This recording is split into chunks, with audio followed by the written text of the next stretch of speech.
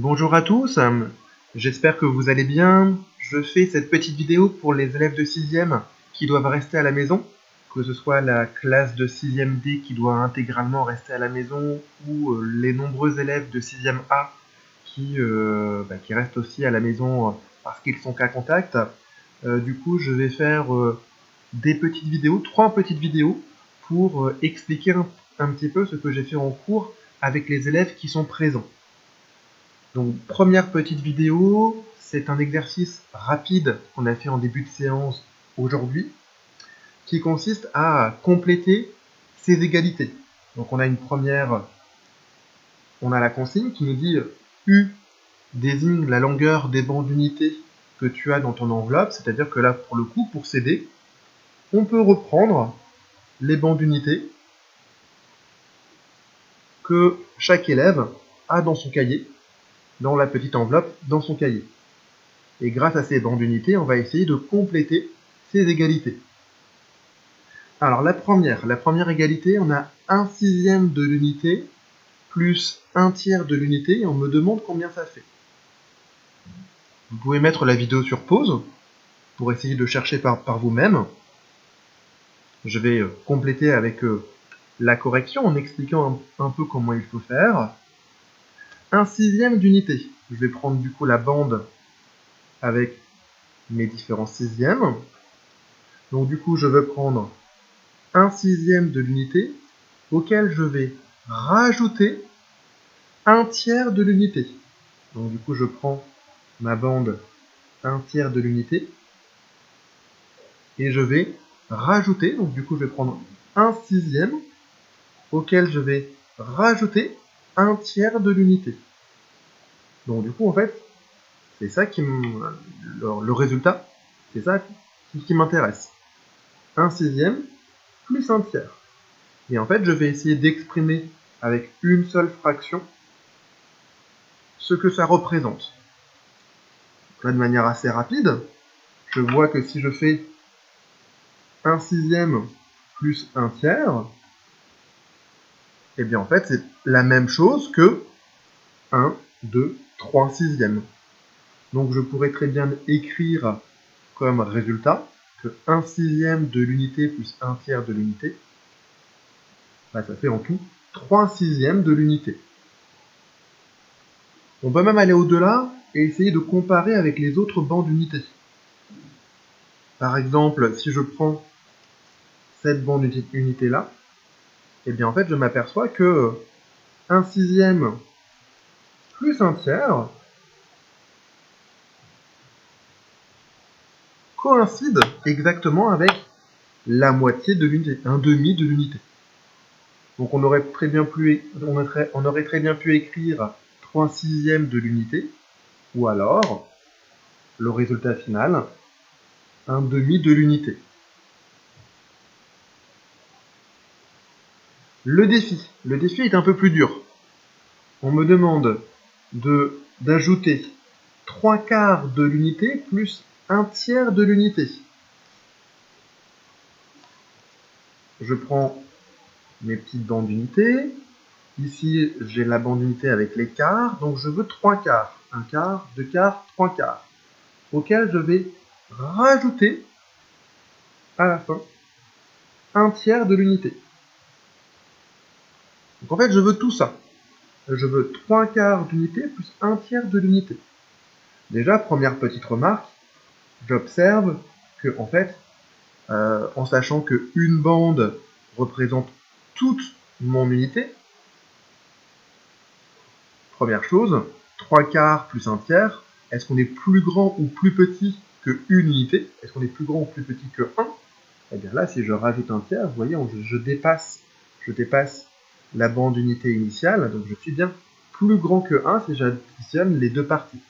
3/4 plus 1/3, je vais être plus grand que une unité. Le problème, c'est qu'on me demande d'exprimer ça avec une seule fraction. Et là, je suis embêté parce que je ne sais pas trop comment exprimer ça avec une seule fraction.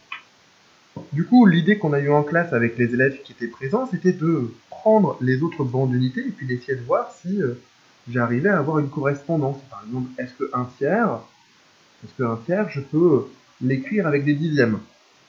Bah non, ici ça coïncide pas, mon tiers coïncide pas, ici ça tombe pas juste, ça ne va pas.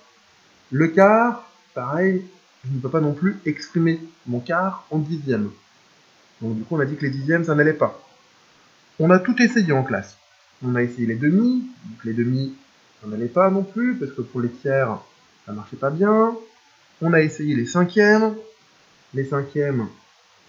ça ne marchait pas bien non plus. Et au final, en ayant tout essayé, on est arrivé à essayer les douzièmes. Et puis là, on s'est aperçu de quelque chose de particulier. On s'est dit, bah tiens, un tiers, c'est exactement 4 douzièmes. Un quart, c'est exactement 3 douzièmes.